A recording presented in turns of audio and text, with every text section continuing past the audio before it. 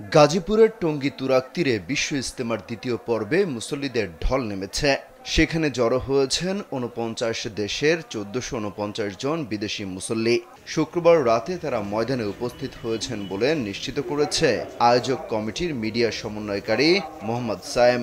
ইজতেমার বিদেশি কামরার দায়িত্বপ্রাপ্ত আমানতের কারীর বরাত দিয়ে মিডিয়া সমন্বয়কারী মোহাম্মদ সায়েম জানান, শুক্রবার রাত ১০টা পর্যন্ত ৪৯ দেশের ১৪৪৯ জন বিদেশি মুসল্লির নাম এন্ট্রি হয়েছে। তবে বিদেশি মেহমানদের আগমন এখনও চলমান আছে।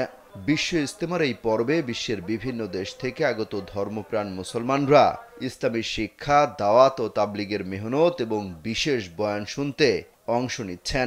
ইজতেমার মূল কার্যক্রম সুশৃঙ্খলভাবে পরিচালিত হচ্ছে। দেশি বিদেশি মুসল্লিদের সার্বিক নিরাপত্তা ও ব্যবস্থাপনায় প্রশাসনের পক্ষ থেকে বিশেষ নজরদারি রাখা হয়েছে। ইজতেমায় আগত বিদেশি মুসল্লিদের সংখ্যা প্রতিদিন বাড়ছে। তাদের যথাযথ সুবিধা নিশ্চিত করতে সংশ্লিষ্ট কর্তৃপক্ষ সক্রিয় রয়েছে বলে জানানো হয়েছে।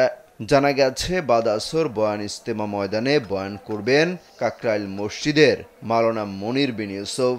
বাদ মাগরিব বয়ান করবেন মাওলানা আব্দুস সাত্তার।